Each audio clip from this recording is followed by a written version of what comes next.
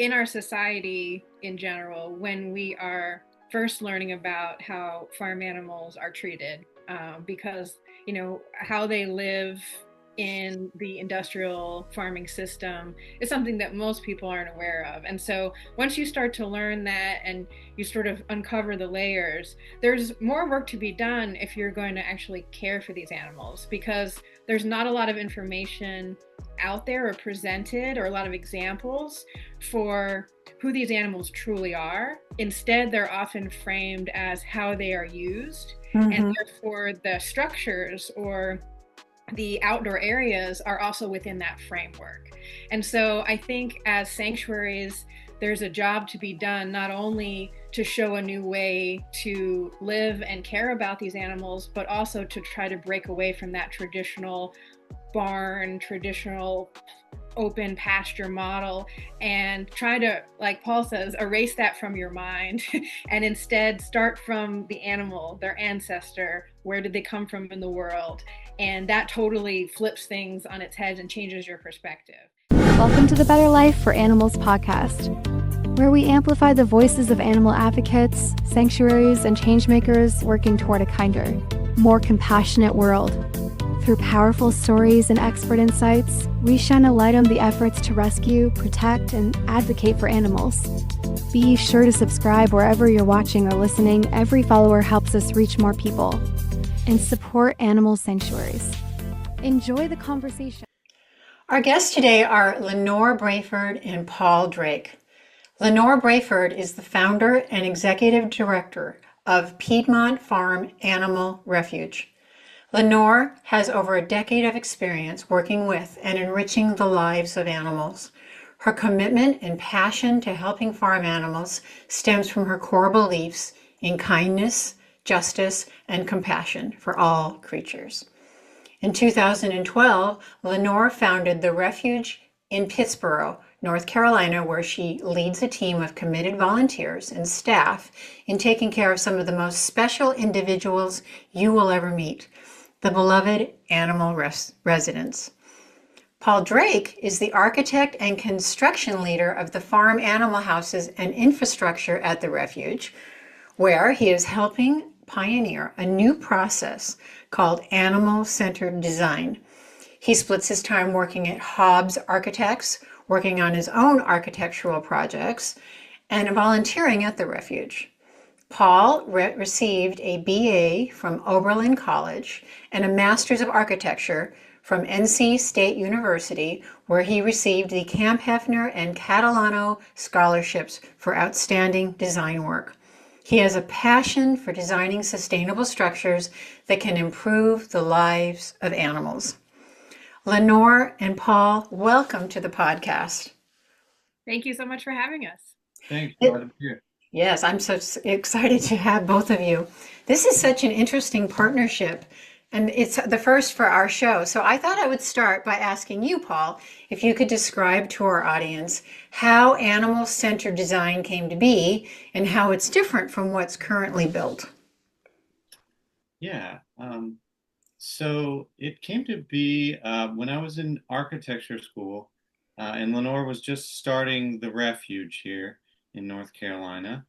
And I was in search of a final project for my architecture's master's thesis.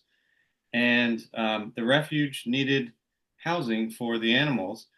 So I said, what better way to put what I've learned to use Sure. to design animal-centered housing.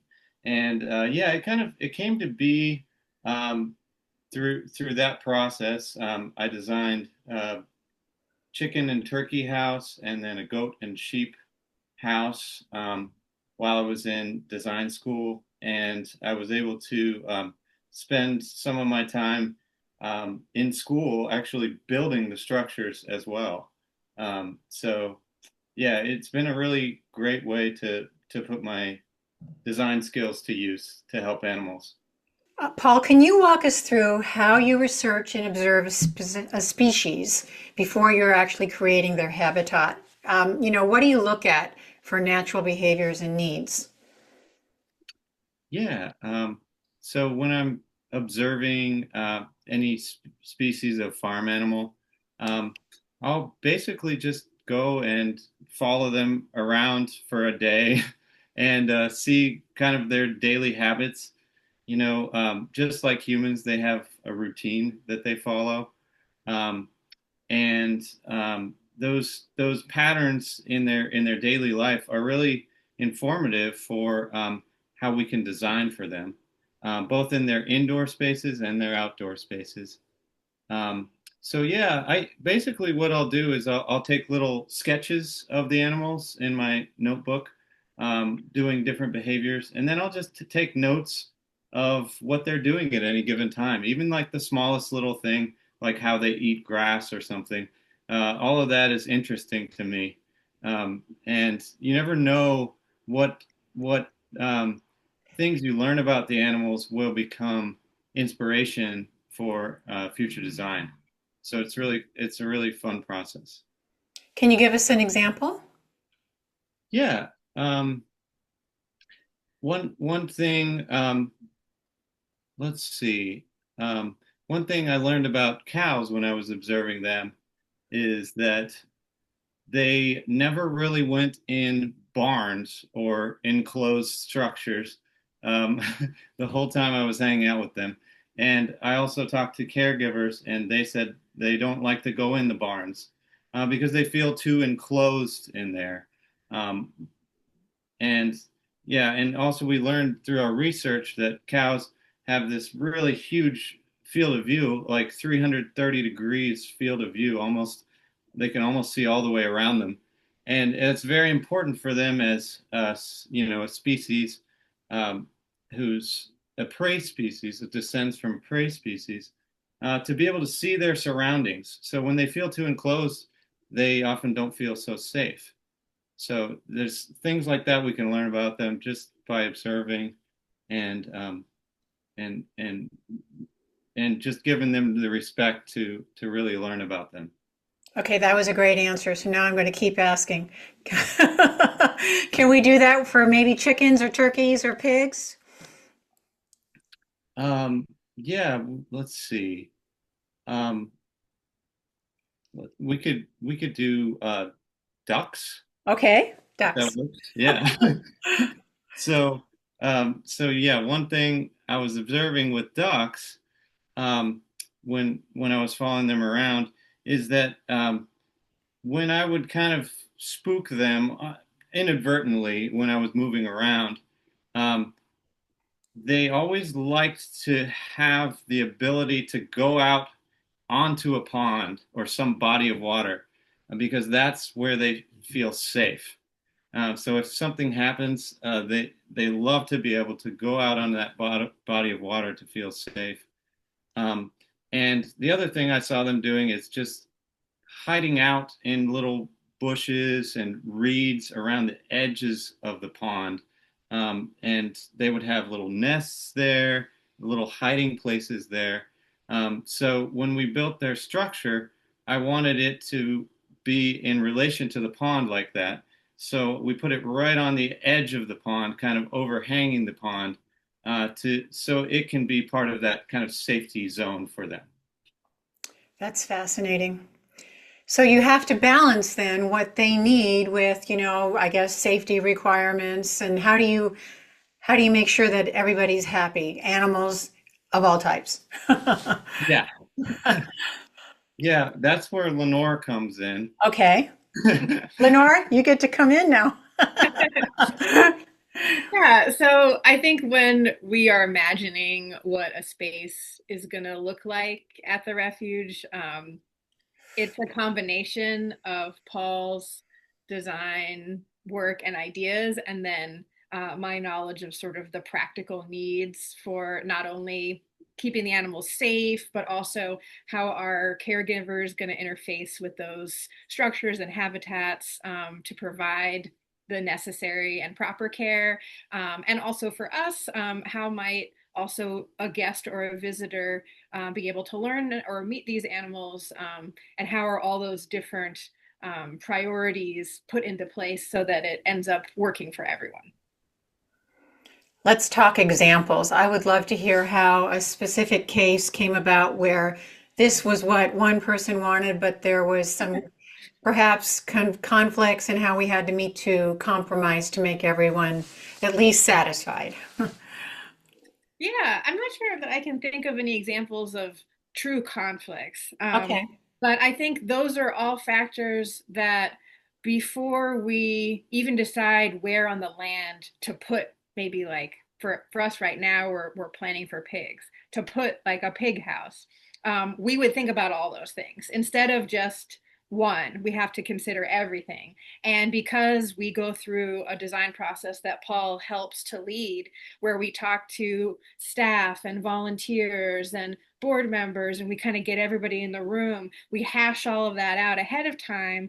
Then we come to sort of, well, here's the what's going to make the most sense, so that all of those needs can be accommodated, of course with the animals' interests being priority, but also we have to be able to care for them as well, in a responsible way.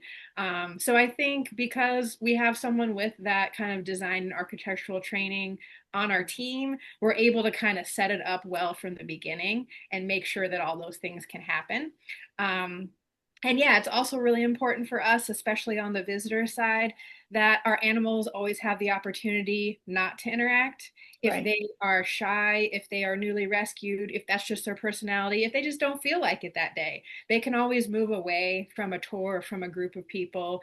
And that's another reason, of many reasons, why our animal habitats are maybe larger, and have more spacious than people might traditionally think for farm animals. You know, they might think of them as in a small little petting zoo kind of pen. And we have areas where, the goats can go way back in the woods and not even be seen by the tour guests if that's their preference.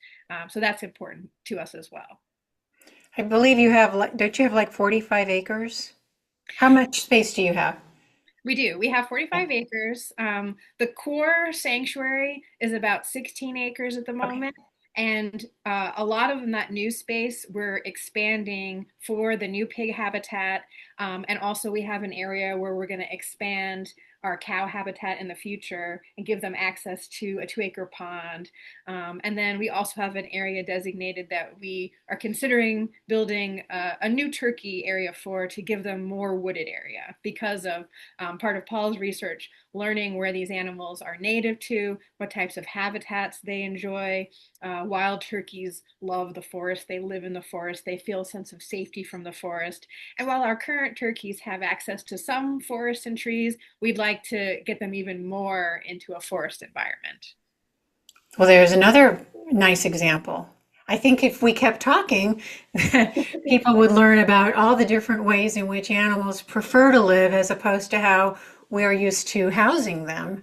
And Yeah. knowing that you're taking in animals that have been through so much trauma, I would imagine that this is such a healing environment, and maybe they even recover or get to, you know, safety and trust sooner. Mm. Yeah, that would be nice, if we could compare that. It's hard to collect that data, but yeah, I mean, I think the ultimate goal, not just with the animal-centered design, but for us and other true sanctuaries, is that the animals are as happy and healthy as possible, and anything we can do to facilitate that, is what we're all about. And I personally think the animal-centered design plays a large role in that. And maybe you want to talk about like the goat house as an example of that, and like the safety that that provides. Oh, like physical safety? Uh-huh. And like the bunks and everything. Yeah, Hmm. sure. Yeah. So for the goat house, we wanted to take into account the fact that goats are natural climbers and they descend from mountain goats, and in their wild habitats, they for sleeping they tend to go up into high rocky outcroppings, where they can feel safe and also be safe, from any predators. So for their housing, what we did is created a series of bunk beds, that one on top of the other, and they can climb up into the various layers and find their sweet spot that they like to sleep in. And after dinner, all the goats go in and they all find their little niche on the bunk beds. Yeah.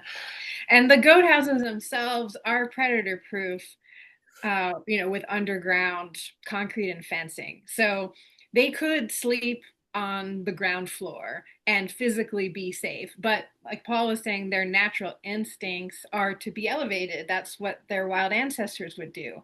So it's being safe and feeling safe, and how can we facilitate both for them as much as we can, because we can't communicate to them and speak to them that you're in a safe sanctuary and we're doing everything we can to keep you safe. And so how can we facilitate some of those natural instincts they have, so they have that feeling of, ooh, I'm elevated, I'm safe, just like a chicken would want to roost up off the ground as well. So your sanctuary looks a little different than all the others that are out there, and I'm assuming that we're still evolving, that you're coming up with, I mean, as you were saying, you're adding and giving other animals more space. And I think it would be great to offer, maybe photos when we're showing this episode, because I think people would be so surprised to see like bunk beds for goats, and, knowing that ducks need a pond and they need some brush, and that cows would just as soon be outdoors. I think this is fascinating. I think other sanctuaries and people in the general public would find that, very helpful to know. So, Yeah, it's a very visual thing. So we have lots of photos of, the structures, the habitat. And also, we're very, very fortunate that a new documentary is actually out about the animal centered design work. oh, And so follows some of the individual stories of some of the rescued animals here. It's called Forever Home. okay. The website is foreverhome.love. And right now it's being screened at documentary festivals all over the world. And we're, looking for more opportunities to screen it. And also people can request a screening for their church or their, community through the website, foreverhome.love. That's excellent. So, what advice then would you give to other sanctuaries who are looking to do the best they can for their visitors? Yeah. Um, well, we would say, to try to look at things from the animals' perspectives as much Mhm. as you can, and try to plan ahead. That's one of the big things we do here, is to plan ahead before we get any of a particular species. We take the time to really plan out how we think they would like to live. Yeah. And I think also in our society in general, when we are first learning about how farm animals are treated, because how they live in the industrial farming system is something that most people aren't aware of. And so once you start to learn that and you sort of uncover the layers, there's more work to be done if you're going to actually care for these animals, because there's not a lot of information out there or presented, or a lot of examples for who these animals truly are. Instead, they're often framed as how they are used, and Mhm. therefore the structures or the outdoor areas are also within that framework.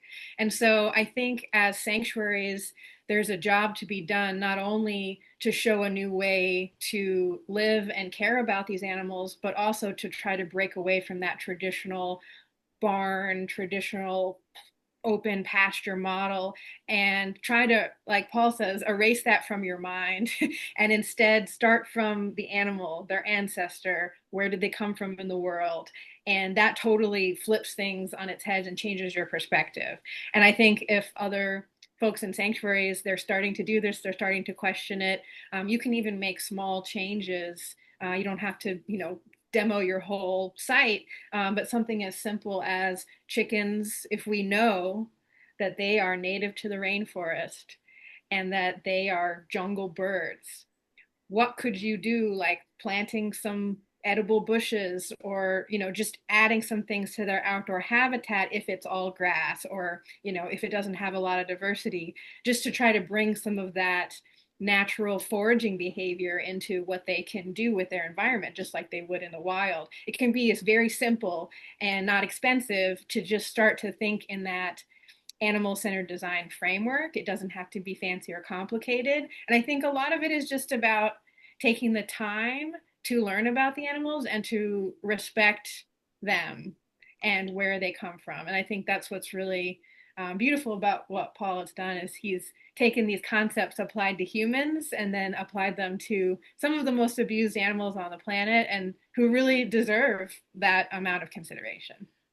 One example that I'm thinking of is, you know, chicken coops and chicken tractors, they call them, where you have like a chicken coop and a small outdoor area in the grass that's fenced in, where the chickens are meant to dig up the soil and fertilize it with their poop so that you can later plant a garden there. That's what they call a chicken tractor, or, you know, um, and something like that. Some of the design features you might think about um, that are normally, seen as a positive are the fact that, well, okay, it's easy to collect the eggs. Um, so humans can easily collect any eggs that the hens lay. Well, that's not really for the animals, that's more for the humans. And you also see, these chicken tractors, they're always out in these grassy fields so that the chickens can churn up the soil. Again, that's good for humans, that's fertilizing our soil and stuff. But chickens really don't like grassy monoculture pastures like that. That's not where they feel safe or super happy. So things like that, where we've been told, oh, look at this cool design for animals. It's really mostly designed for humans a lot of times. So. You're listening to Better Life for Animals podcast. Our mission is to amplify the voices of animal advocates, sanctuaries, and changemakers working toward a kinder, more compassionate world. But we can't do it alone. We need your help. First of all, go ahead and subscribe to this channel wherever you're watching or listening. And then get involved by visiting betterlifeforanimals.com. That's betterlifeforanimals.com. Be sure to check out our blog, learn more about incredible sanctuaries, and explore our book section, where 100% of net proceeds from book sales are donated to sanctuaries. Every action you take helps to make a difference. And remember, subscribe to this channel. And now, back to the show. If you're just joining us, we are speaking with Lenore Braford and Paul Drake of Piedmont Farm Animal Refuge. I just love what you guys are doing. So often, I wonder how we can get humans to expand their compassion for, animals that they're not familiar with. And I think some of the stories that you've shared today open the door for that, because I hate to think that people are, going out to visit a sanctuary and they go, isn't that nice? Look at him. Isn't that sweet? And then they go home and they just revert to their old behaviors of eating them. So I hear these stories about, what makes a chicken feel safe, where a goat would rather be, that a cow would rather be outdoors because they need to see that, all these things that say this is what makes the animals feel safe. And it also gives them their own distinct personalities. And as humans, I think we know we love a story. We love to be able to connect to a specific animal. And it seems like quite our challenge to be able to figure out how do we make it so that, treating them other than, as they deserve to be left alone to have their own behaviors and their own life on their terms, that should be their right just as it's our right. So I think that what you're doing is focusing, among other things, on ways to elevate the animal in the eyes of the human. Yeah, and that's something that we notice because just like all farm animal sanctuaries, when people come to visit us, they're a whole variety of different types of people. And sometimes those people might kind of have an idea like, oh, it's like a petting zoo. They might not really know what a sanctuary means. And so I think that visually, the spaces and the buildings looking so different than a traditional barn or a traditional housing for these animals helps kind of um, helps the visitor figure out that this looks a little different. And Hmm. I'm going to learn. I'm on the tour. They're going to learn about that too. They're going to learn about why these structures are different and what animal centered design is. And just like you said, I think it helps reinforce this idea that chickens are different than ducks and they need different things. And here's a place that is trying to provide that to the best of their ability. And I think that just it goes along with the entire idea of what a sanctuary is trying to do if they have a visitor program is get people to see these animals are unique, they are different, and they deserve um, a wonderful life just like we do. Just like we do. Well, we all know that running a sanctuary is a business. And in order to stay afloat, you have to have your income sources. So I'm wondering if you have any especially successful fundraising campaigns that you run, or I'm guessing this documentary is going to really put you on the map and help with that. But we'd love to hear all about sanctuary best practices if you would like to share something. Yeah, I think number one is like diversity of fundraising. So, for example, with COVID, we have revenue that comes in every year from tours. And of course, when COVID started, we shut down all of our tour programs. And so it was good for us that we had revenue coming not just from that program, but from many other sources so that we didn't have to downsize, we didn't have to halt rescuing, we could continue to do our work. And I think just like with any nonprofit, it's so key for sanctuaries because it's not just a mission, it's also lives that are depending on us and so many other animals out there who need to be rescued. So, we have an animal sponsorship program where you can select an individual resident and it's a monthly donation program and you receive their portrait and their rescue story, so you can display it at home or work, or they can become part of your family in that way. We have an annual benefit, sort of a gala style event every year. We just had it a couple of weeks ago for the local community where we have auctions and food and games. It's a lot of fun. We work hard and look for grants. There are not many out there, but we are able to find some.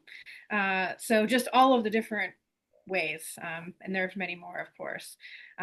But just diversity in your revenue is, I would say, my number one tip for trying to be sustainable over time and ensure that the animals in your care are going to continue to receive the care that they deserve.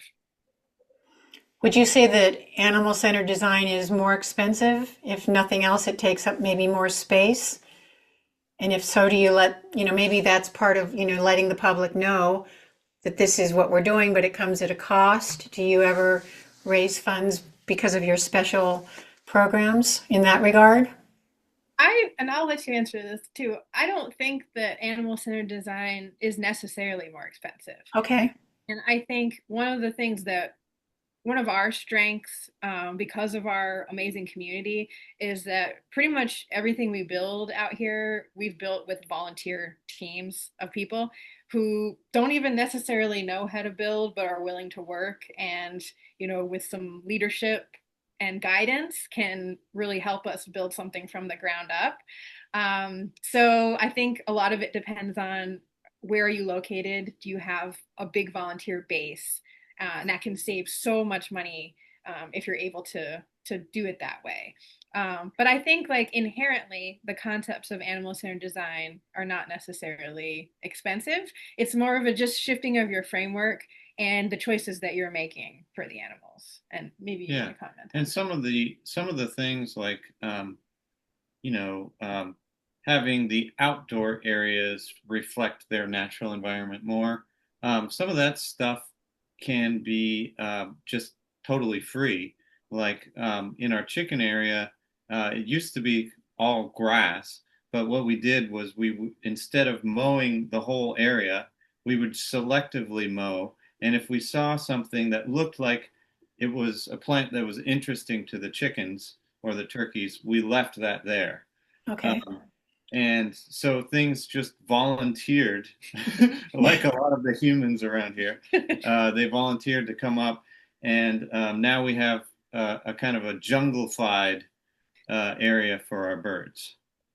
So there's things like that that can be completely free. Less work. And less work, too. Less mowing. And the native wildlife love it, too. We don't want to have a pristine mowed kind of look, because then all the little birds and mice and creatures who live on that land don't have a habitat. So you can think about that too. It kind of benefits everybody. This is just excellent, excellent information. I think this is what a wonderful collaboration, and I think you guys are just really hitting the mark here. I really want to focus on highlighting and promoting this documentary that you have out.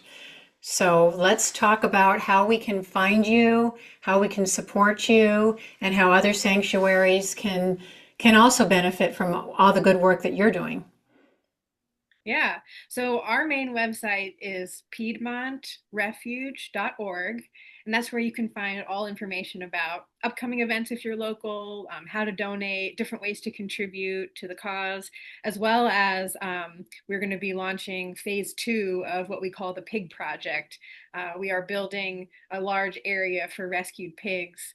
And last year we were able to complete phase 1 to build some basic infrastructure. We put in almost an entire mile of roads to give access to the pig area.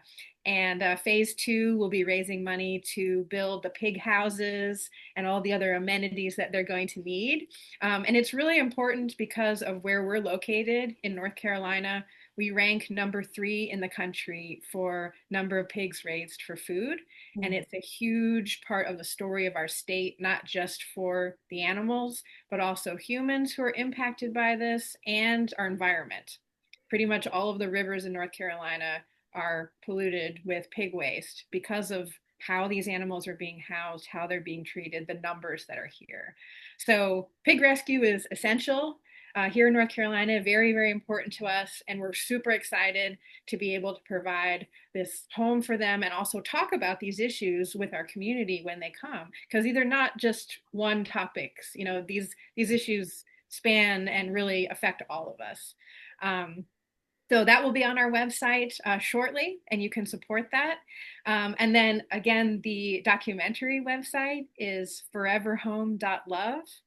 And I'll just mention that the director, Allison Argo, is I think 6-time Emmy Award-winning animal-focused filmmaker who started her work primarily with wildlife. And in recent years, through a film she created called The Last Pig, which chronicled a pig farmer deciding to stop pig farming. She herself became vegan and became passionate about advocating for farm animals. And that's how Forever Home was born. So we're super excited about it getting out there. And we're super grateful to Allison for caring about the work that we're doing and caring about farm animals. Well, we are grateful to both of you for all of the hard work you're doing. It just sounds incredible. My son lives in North Carolina, so I feel like I'm going to have an opportunity to actually visit, which is very exciting. Wonderful. We would love to see you. Yes. So for anyone listening, this has been a wonderful conversation with Piedmont Farm Animal Refuge. And this is Cheryl Moss. And if you've liked our show today, please like and subscribe so that we can create a better life for animals. Thank you for joining us on the Better Life for Animals podcast. Together, we can create a world where all beings are treated with dignity, respect, and care. If you enjoyed this episode, be sure to subscribe, rate, and review wherever you're listening. It helps us reach more people and spread awareness about the incredible work happening in animal sanctuaries. You can also share this episode with friends and fellow advocates to keep the conversation going. Until next time, keep speaking up, taking action, and making a difference for the animals.